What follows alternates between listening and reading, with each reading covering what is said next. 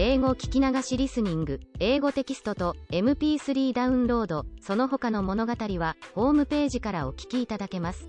88thpp.com 88thpp.com March 5th. Dear Mr. Trustee, tomorrow is the first Wednesday in the month, a weary day for the John Grier home. How relieved they'll be when 5 o'clock comes and you pat them on the head and take yourselves off. Did you, individually, ever pat me on the head, Daddy? I don't believe so. My memory seems to be concerned only with fat trustees. Give the home my love, please, my truly love. I have quite a feeling of tenderness for it as I look back through a haze of 4 years. When I first came to college, I felt quite resentful because I'd been robbed of the normal kind of childhood that the other girls had had, but now, I don't feel that way in the least. I regard it as a very unusual adventure. It gives me a sort of vantage point from which to stand aside and look at life. Emerging full-grown, I get a perspective on the world that other people who have been brought up in the thick of things entirely lack. I know lots of girls, Julia, for instance, who never know that they are happy.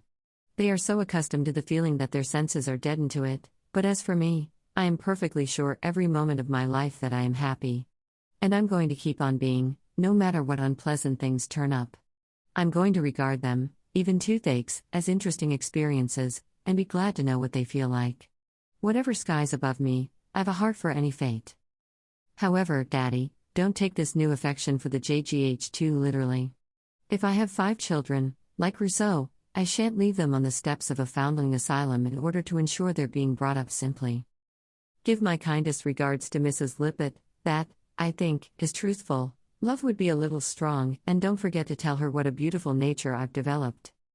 Affectionately, Judy. Lock Willow. 4th April. Dear Daddy. Do you observe the postmark? Sally and I are embellishing Lock Willow with our presents during the Easter vacation. We decided that the best thing we could do with our 10 days was to come where it is quiet. Our nerves had got to the point where they wouldn't stand another meal in Ferguson. Dining in a room with 400 girls is an ordeal when you are tired. There is so much noise that you can't hear the girls across the table speak unless they make their hands into a megaphone and shout. That is the truth. We are tramping over the hills and reading and writing, and having a nice, restful time. We climbed to the top of Sky Hill this morning where Master Jervie and I once cooked supper. It doesn't seem possible that it was nearly 2 years ago. I could still see the place where the smoke of our fire blackened the rock.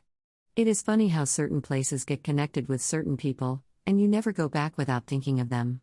I was quite lonely without him, for 2 minutes. What do you think is my latest activity, Daddy? You will begin to believe that I am incorrigible. I am writing a book.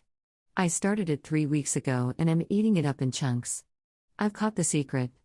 Master Jervie and that editor man were right. You are most convincing when you write about the things you know.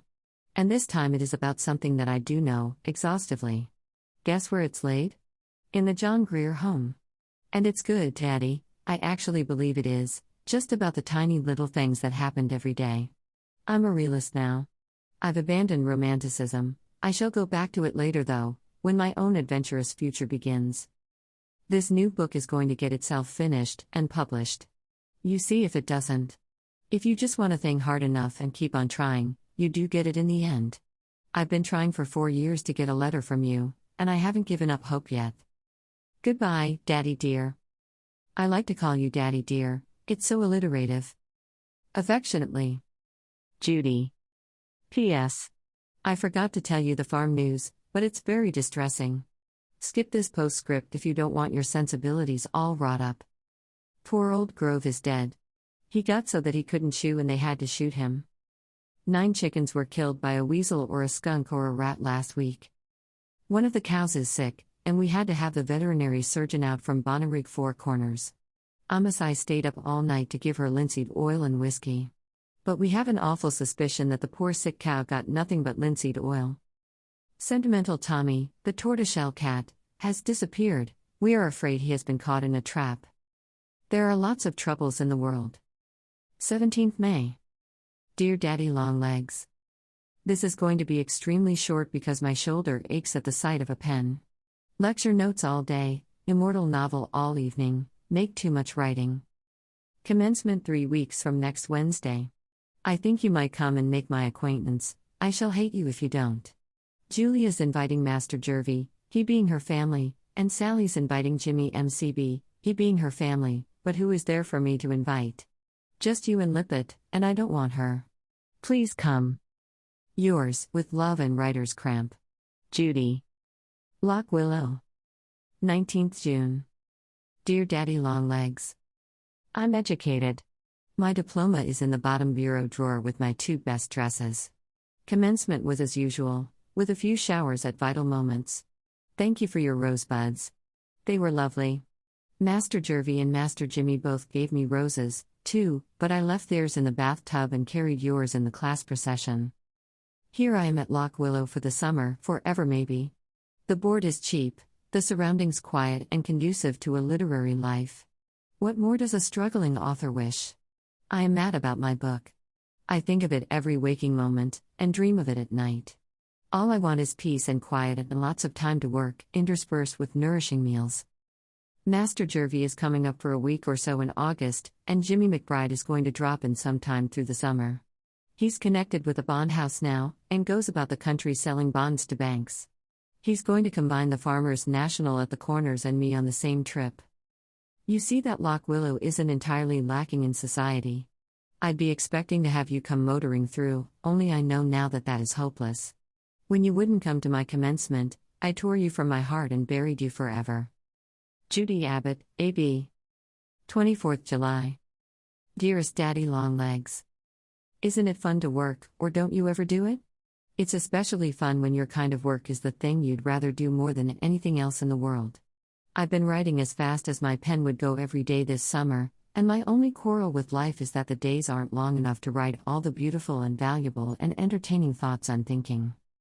I've finished the 2nd draft of my book and am going to begin the 3rd tomorrow morning at 7:30. It's the sweetest book you ever saw, it is, truly. I think of nothing else. I can barely wait in the morning to dress and eat before beginning, then I write and write and write till suddenly I'm so tired that I'm limp all over. Then I go out with Colin, the new sheepdog, and romp through the fields and get a fresh supply of ideas for the next day.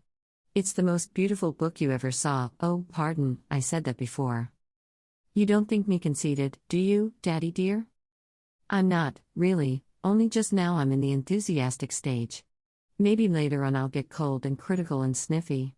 No, I'm sure I won't. This time I've written a real book. Just wait till you see it.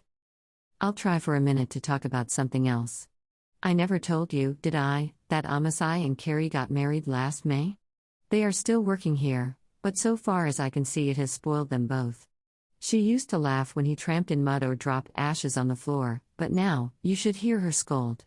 And she doesn't curl her hair any longer. Amasai, who used to be so obliging about beating rugs and carrying wood, grumbles if you suggest such a thing.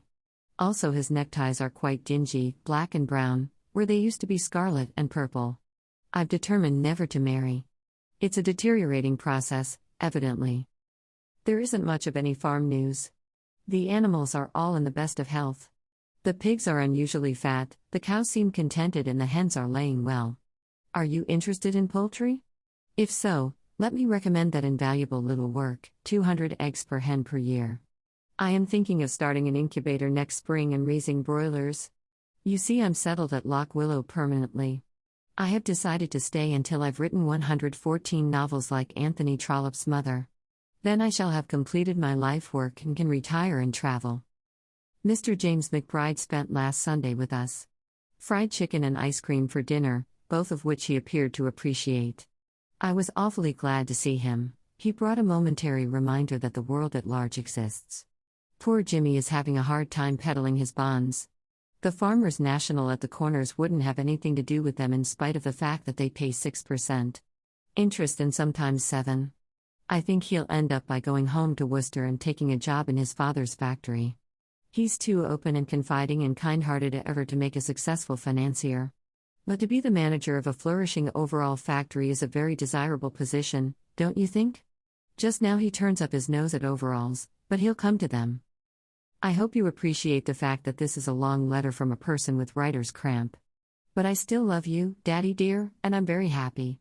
With beautiful scenery all about, and lots to eat in a comfortable 4-post bed and a ream of blank paper and a pint of ink, what more does one want in the world? Yours as always, Judy. P.S. The postman arrives with some more news. We are to expect Master Jervy on Friday next to spend a week. That's a very pleasant prospect, only I am afraid my poor book will suffer. Master Jervy is very demanding. 英語聞き流しリスニング、英語テキストと MP3 ダウンロード、その他の物語はホームページからお聞きいただけます。88thpp.com 88thpp.com